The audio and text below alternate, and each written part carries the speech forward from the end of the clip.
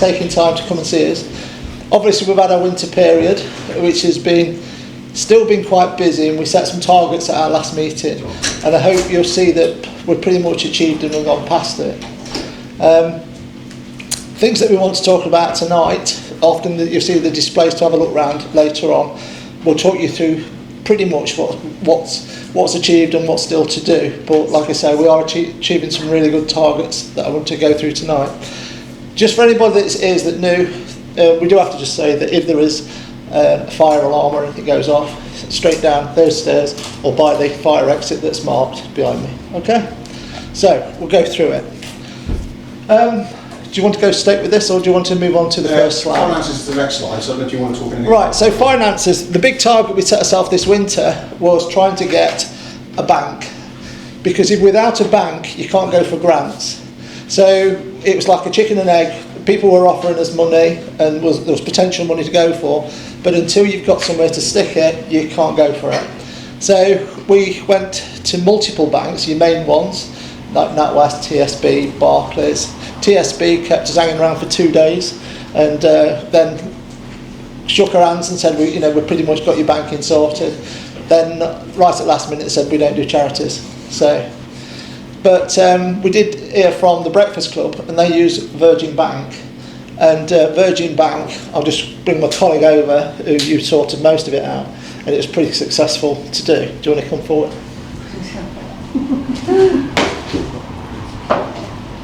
Hello. I know most of you know, but if I don't, hi. So the banking issue was massive to us in order to get this going. And like Ken's just explained, it was quite a hurdle, wasn't it? We were nearly 3 hours the one day we spent trying to get it all sorted, and then basically came to nothing. And then because I'm the Armed Forces champion, the Breakfast Club in Gainsborough told me about Virgin, and it said it takes about 2 weeks, and they weren't wrong, and we just couldn't believe it. And we started it, and we've had correspondence, and they've rang you, and we got our debit cards, and it's like, oh my God, here we go now. Literally 2 weeks from starting to finish. A gentleman called Danny would ring us up, send us emails, and literally guide us through it. Where the other ones was like weeks and weeks between gaps. Sometimes that gap would just keep going. They never even got back to us even, so they said they would. The co-op system, they have 10 phases to get the account. We got right to 9, moving on to 10, and we couldn't even work out what they wanted on the 10th one. It was that bad. But then, like I say, Virgin Money's worked out, and straight away it's opened the door for us now going for grants, and that's our big thing now, going to get the money for funding. We're going for start-up in the beginning, start-up money, start-up grants, because of what we want to build together to take the message out. You've probably seen there the signs at the side there that are starting to appear all around this room. These were a fantastic gift from Ultimate Graphics, which we'll be talking about our partnership with them later. And so the banking side now is there, it's up and running. We can, people want to donate anything, or like I say, we can go after grants, or if we sell merchandise, we've now got that so we can regenerate it round. So, can't say enough about going that way. No. Which has taken us on to fundraising and grants. We'll be setting up tonight a group that does purely grant applications. There's quite a few places we can go to already identified, and our deputy chair is going to lead that, Sheila Bibb, who's got a lot of experience in the grant application side of things. So she'll be leading that team, and hopefully if anybody else has got any skills that they want to bring to it, or join one of the groups, because that's how we're going to do this. We're going to divide into little groups to conquer the main things we want to, and this one is one of our big ones, getting the grant applications out there. On top of that, to get the bank account fairly quickly, we went to be a constituted charity rather than an actual proper charity status, because it would have taken too long to go that route. Now we're going to switch and start applying to become a full charity. That would take us probably 3 to 4 months to achieve that, but it would have delayed us, so we wouldn't have been ready for spring to be moving on with the project. So that's why we've gone down this route, and that was thanks to John Lydon, who runs the men's sheds and the multiple charities. We've had some fantastic advice, we've gone to the right people and saved ourselves an awful lot of time by doing this. So this is also, we've also applied for our local parish council, put a bid in there that hopefully, fingers crossed, we might get something there, but we're also going to the other parish councils that hit onto the airfield around the edges, because it was all their airfield and it's all part of their history, so we'll be selling that. So grant applications, big thing that we're going to be moving on with very quickly, and like I say, we've already started to see things come in. This is some of the members have come up with this, because at the moment we're like a loose group of people that come together. Now, if we go down the route of making a membership, yes, it brings a small amount of money in, but you've got to give something back, and we've been thinking about this, and it'll be up to yourselves when we chat with you later to see which route you want to go. Because if we do a membership thing, what's the benefit of being a membership? In a membership? Well, in the future we're going to be looking at putting events on, things like having a guest lecturer come in, so you'll get priority for events like that, or reduced entry or whatever. We'd also look at doing a starter pack because there's people all over the country that might want to be joining us, so we need to think about how we put a pack together so they feel they're getting something and becoming joining part of something. And do we then, because it's their proper membership, then do they have a degree of voting in which direction we go? Because already, things are moving unbelievably fast. I mean, just one conversation this week, and we've got a selection of memorials potentials for what we'll be looking for. Because at the end of the day, we've got to keep our eye on the target. The target we've got to, one of our main objectives is to put a memorial up in the memory of all those that served and those that paid the ultimate sacrifice. So what we'd want to do is, so when we go out to things like Armed Forces Day, Lincolnshire Show, or any gathering that will take us, we need to be able to show them the clear vision that we've got, and if they can see it, something that our targets visually, we can have things, models made. We've got a model maker on board now as well. He's also done like do you call them a diorama, where you have the planes in situ and things like that. So, like I said, we're trying to keep that focus on what we're trying to do, so we don't lose it into various directions, because it's like being pulled in so many directions when you work in a group like this, because we spend time, where's Karen behind me? Karen. We go times talking about finance, we spend a lot of time talking about merchandise and gazebos. One of the best things we can have for going around shows is to have a gazebo with all our, the RAF Blyton Aviation, pretty much printed like these on the sides, all cost money. So that's why we're going to start a grant first, rather than just saying we need this for you could go straight after a stone, say, or a memorial, but then you're not getting the full picture of what goes on in Blyton, in wartime Blyton and post-war Blyton, and the people that we're bumping into and seeing now. This week we spent time with two veterans of the era that was around Blyton when it was operational. And the stories they've got is fantastic. So we're going to get those stories down and preserve them, so that you'll be able to see them on things like a website. Jason's going to film them, and they've given permission for this. We put all those stories out. So, membership consideration. I've rambled on a bit about it, but we really do need to see that if we want to go down that route, if we do go down that route, what do we offer in return? Yeah? So I'll be interested in your views today. Please tell me what you think about going down the route of doing a membership. And it will be a small fee, but then you will probably, like I say, be involved with things more. Because we're going to need people for standing stalls as well, like the Armed Forces Day, like I say, Lincolnshire Show, and other events that we've already been invited to. We've already been booked for 2 lectures as well. So, all that stuff is going to spread the word. Merchandising. We've teamed up with Funprints, who's here today in the corner with her lovely daughter who's trying to keep her head down out the way. But the ideas we've had have been fantastic. I don't know if you saw the weird picture of me on our Facebooky thing, but I had a black t-shirt on, and Jason thought that part of the picture looks a bit boring and stuck to our logo in the centre. Then people were commenting, I need to get that t-shirt, where you get the t-shirt? And I thought, well, it's not a t-shirt, he's just stuck a logo on the chest. But we spoke to Samantha in the corner, it now exists. So, as you can see. So, it's beautiful t-shirts there that we're going to have available shortly for sale, along with the polo shirts that you see here. Mugs, we've got a fantastic mug And also you can do personalised ones. So if you've got a friend you want to send one to, we can get the name put on it as well. So we'll be putting that sort of merchandise outlet better there shortly. You can call them beer mats, tea mats, whatever you drink mats. They're coming on. We're going to get some of them printed. And all the time ideas are coming up of things that we can do as merchandise. We're not putting high prices on them. We want them to get out there as fast as we can. Another idea has already come up by an accident that happened with Samantha. She had a beanie with this like round patch on, and she put our badge on and thought that looks brilliant, until she realised she put it on upside down.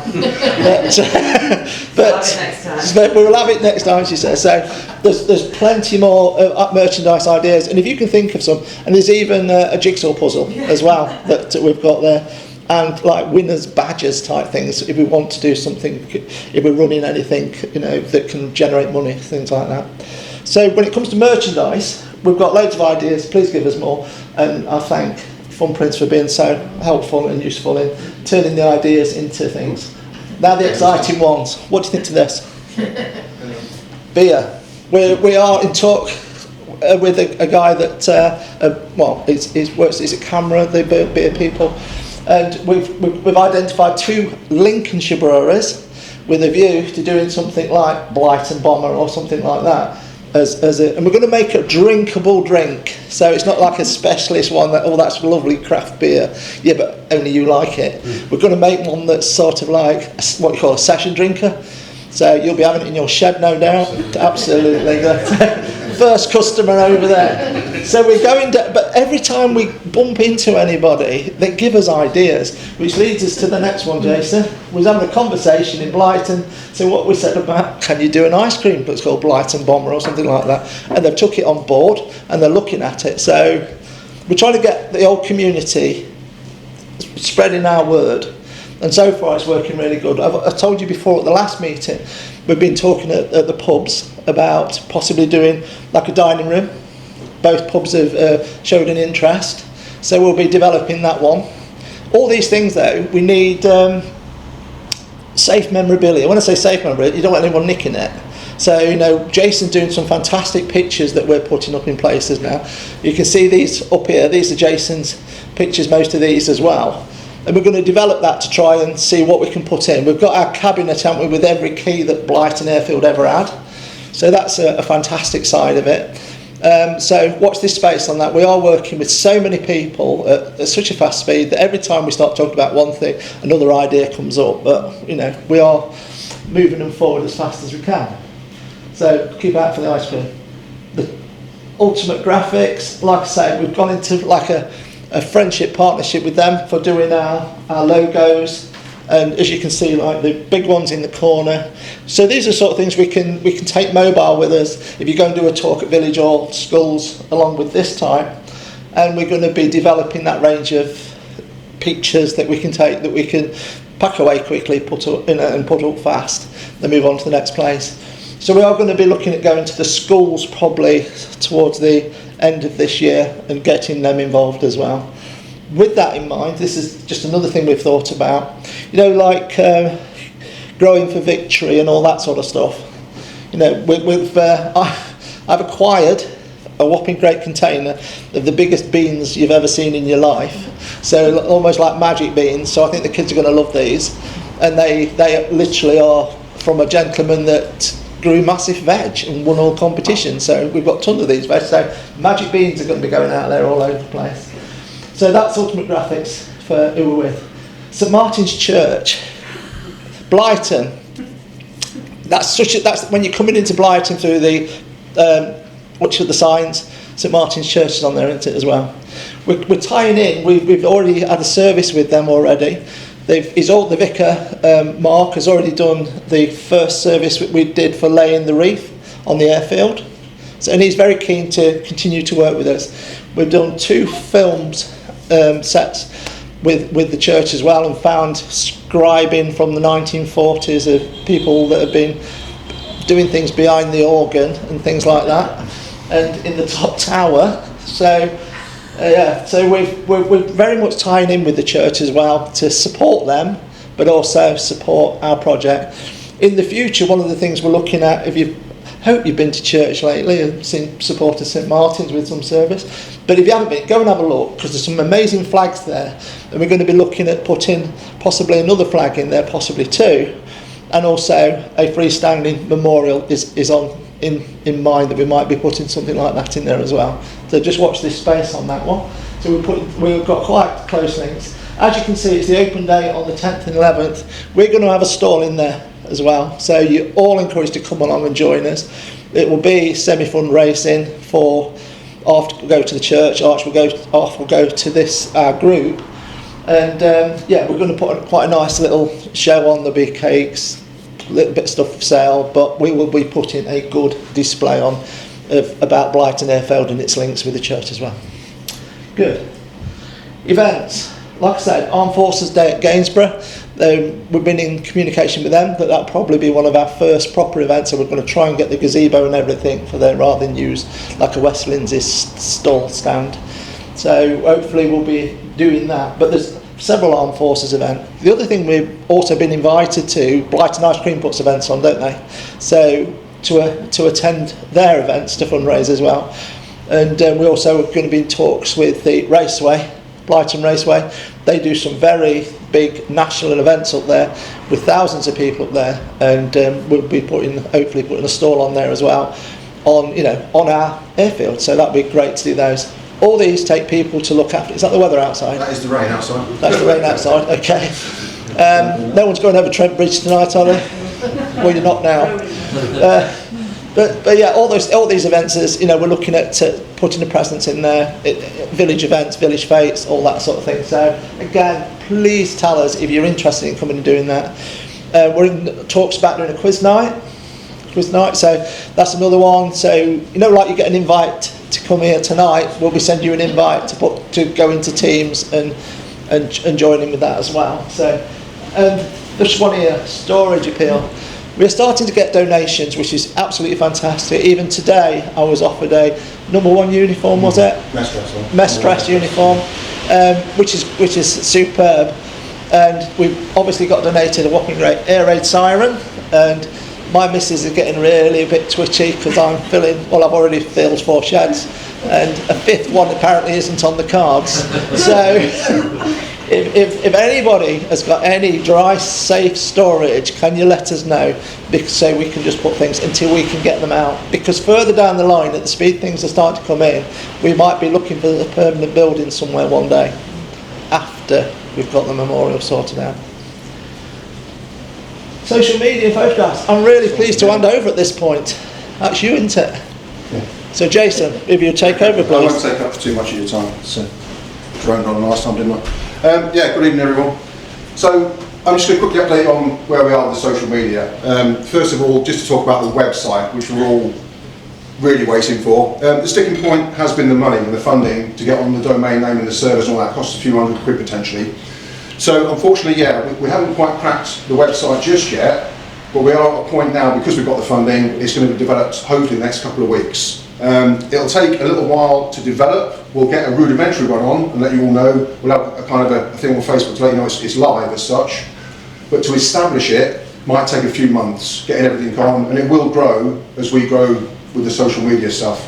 But for those that are on Facebook, primarily that's what we're using at the moment with the Facebook group.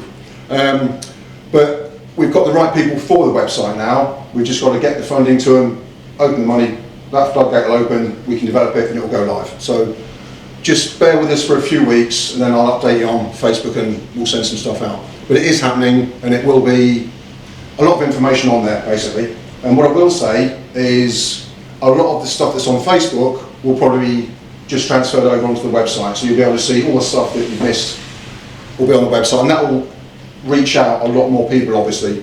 Because if you're not on Facebook at the moment, we haven't really got any tangible way of spreading the knowledge. But whereas the web, once we get the website, it's open to everyone, and a lot more, followers and history and stuff like that. And pretty much everything will go on there. All the individual stories of people that we're gathering, all the facts and figures, history, all on sort of pages. So it'll be an extensive website, but it does take a lot of time to input it and get it just right. So no doubt as we go along there'll be some alterations on it. It'll be updated most weeks, I'd imagine. Get a few people on that.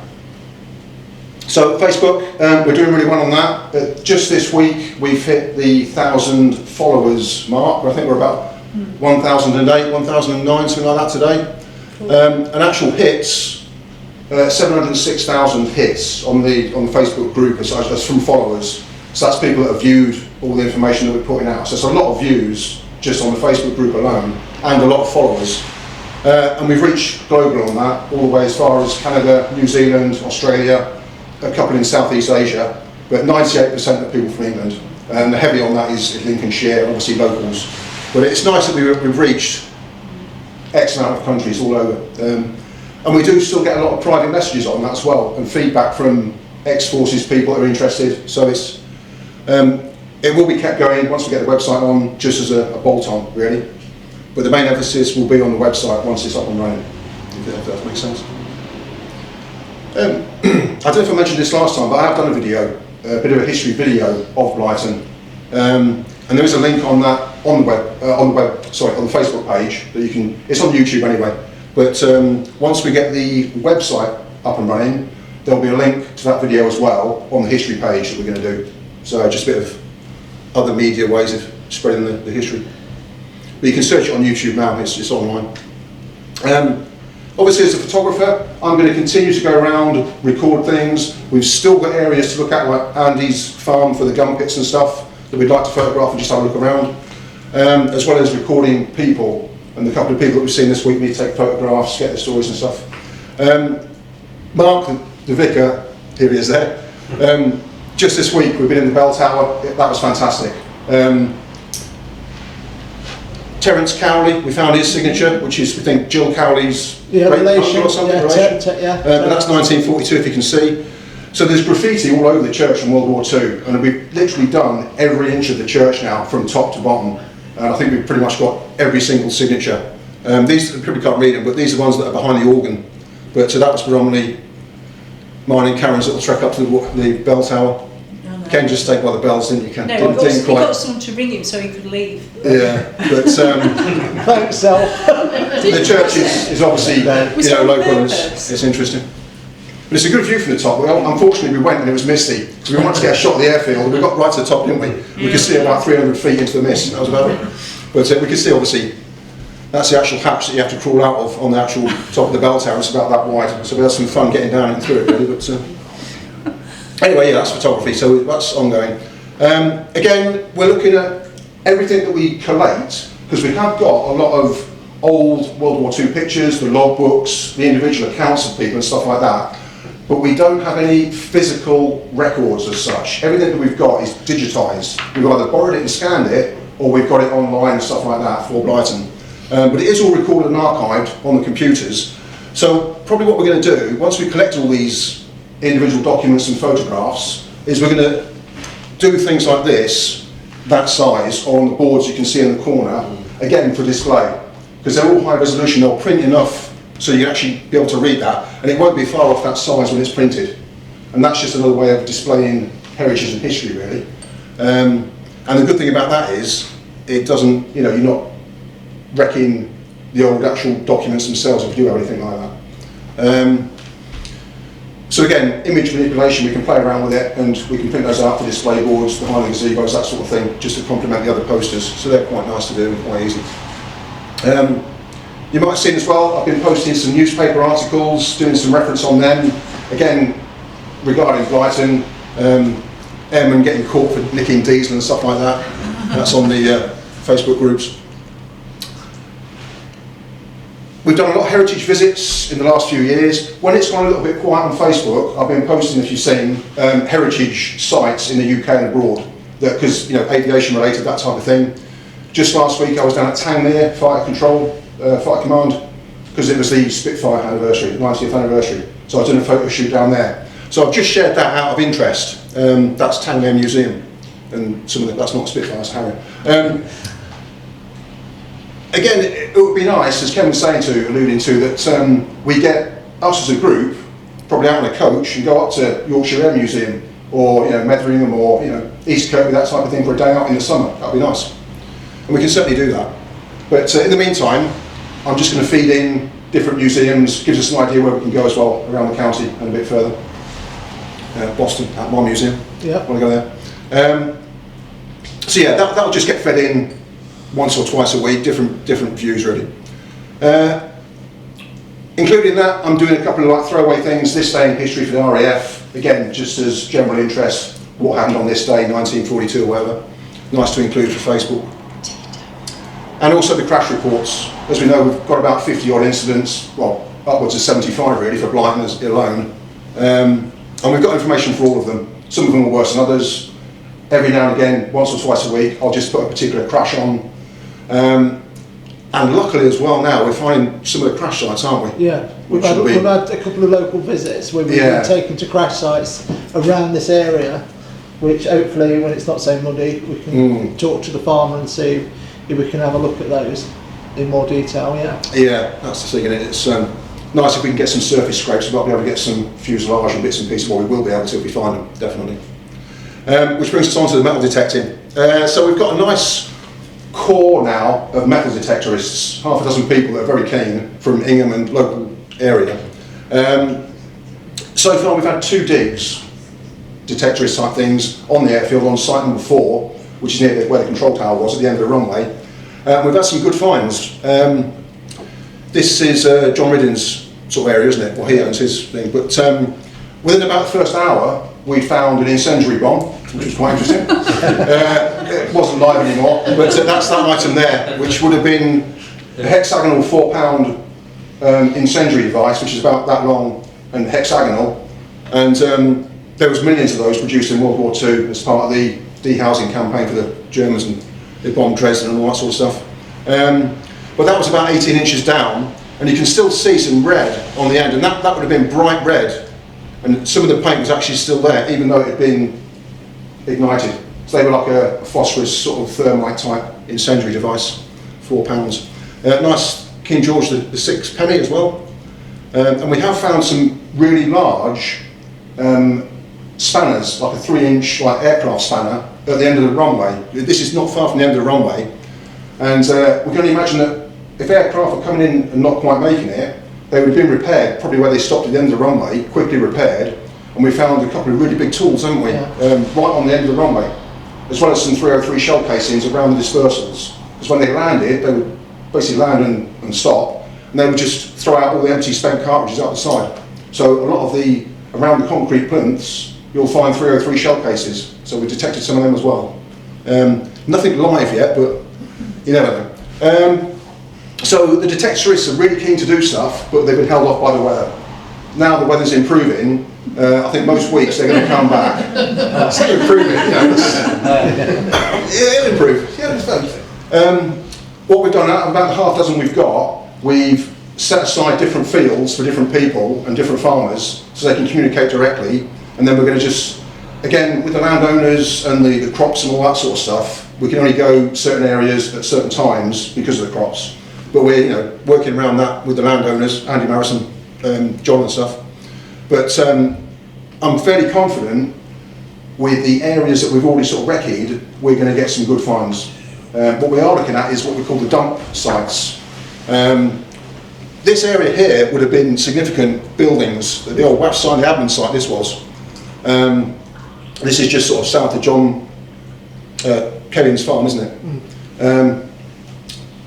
But near a lot of the buildings in the wartime, they would have had like pits that just dumped stuff in, just general rubbish and detritus basically, and they'd either set light to it or they'd burn it.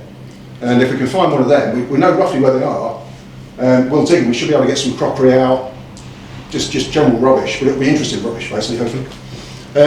So that's the metal detecting side of things. Work in progress, but as and when we get stuff, I'll put it out there. Ken mentioned group donations. Dennis donated the site to us, and I'll put that on Facebook as well. But basically everything we get donated, I'm going to photograph with a decent image and record them like this anyway. Any markings on it as well, I'll photograph high resolution, and then we've got an accurate record of service numbers, dates on it, all that sort of stuff. And if it's worth displaying, it'll go in the cabinet, as will the metal detecting finds. They'll have their own separate cabinet with some descriptions of all the items on as well. Gainsborough Antiques, again, they've been donating stuff and they can tap them up for some. They've been fantastic. And Yeah. if they've identified Keeping an eye on anything that's come in that another dealer's got, they've ticked us off and we've gone down and looked. You'll see a ARP first aid kit, and you was impressed with that today because of what's inside it. Yeah, some good stuff in there. Yeah, you don't get tourniquets and things like that in a modern first aid kit. Yeah, and mustard gas oil, that's quite interesting. Yes. Mustard gas injuries, like that. Yeah, And it's still contained as well, isn't it? yeah, so it's all in its containers. So, which is going to help us when we do a display, because when we're talking about the village of Blyton as well, you know, ARP people, you know, the people that were looking after the village, we've been donated do you call it a stirrup pump?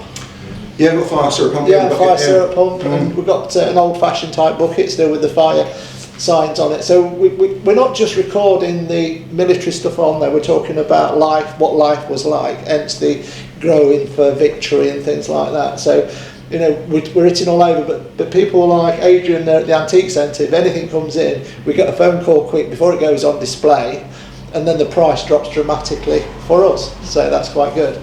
So we're building up good relationships there. And Dennis saw this in the antique shop, went and got the price down, then bought it and donated it, which was really kind of him. So yeah, Dennis down it, that is, thank you very much.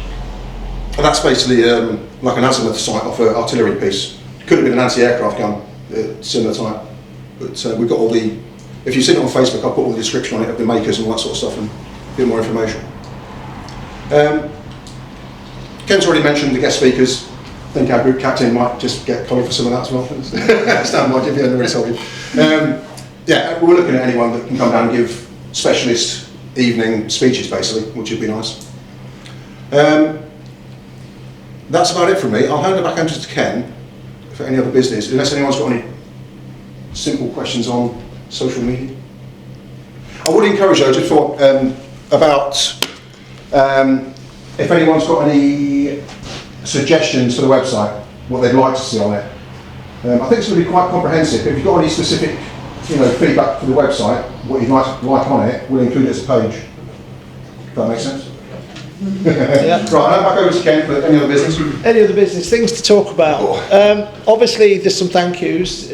Jason talked about cabinets. We've now got 3 display cabinets. When I say display cabinets, that you could pick them up and take them somewhere and show them, rather than a whopping great cabinet you'd have in a pub or something like that. So we've got the type where you can put stuff in, open it and show people, that type of cabinets. You know, the keys we showed you, that's a cabinet. And Tim Marsh, I managed to acquire a cabinet and he's restored it, and it looks immaculate and it looks Second World War. And so we're getting these cabinets and then we're making them lockable, so we can put them somewhere like in a pub or something like that and lock them away safely. So if you know of anyone that's got any nice cabinets that we can restore, please let us know. So I'd like to thank people for that. One of the, you know, when you wear like a little remark from someone and it just, you're having a conversation that way but your ears pick up that way. One of them was when we was first here and was getting ready to go, and a mature lady said to me, "You do know it's haunted up there, don't you?" And it's like, what? And they said, well, there's the story of the Polish airman. And okay, fine. Not really investigated it, but then came up again across these little books by George Horton, who is a stonewaller in Lincolnshire. He's 80 years old, I think he's just over 80 actually. And so I tracked him down doing a stone wall and met him to discuss. And these little books about ghost stories of all the airfields around Lincolnshire that he's gathered over the years, and they're a cracking little read. And anyway, I know a lady that's just filming on the Discovery Channel, you know, the strange nature ones, you know, unforeseen things, or creepy this, creepy that sort of things, and they debunk things and do stories of ghost stories and things like that. She worked with, I don't know if you saw the ones like working with Jack Osborne when he did that series about coming home, the ghost stories from his house. She about a year or so ago, you did one with Jonathan Ross.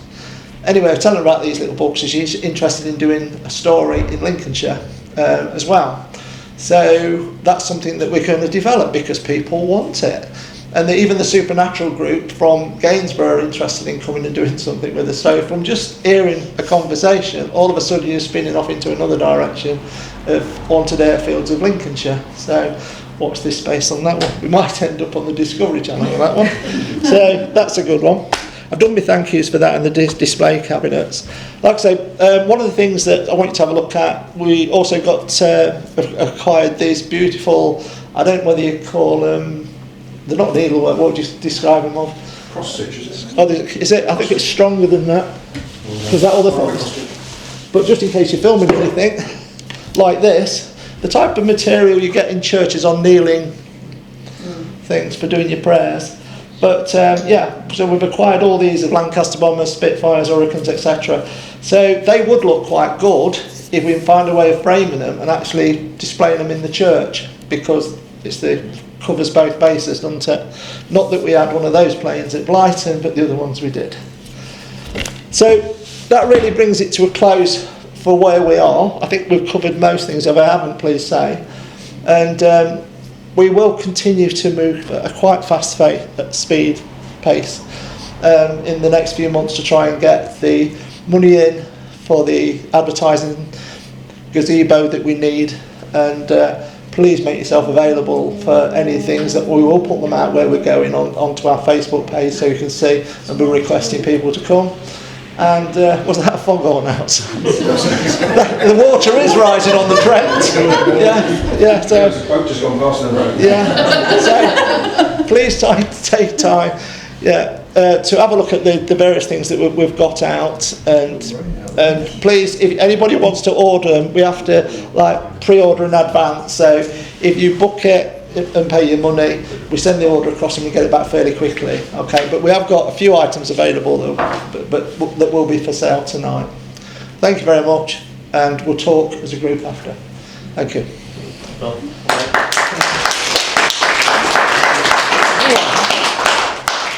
I'll just pass this.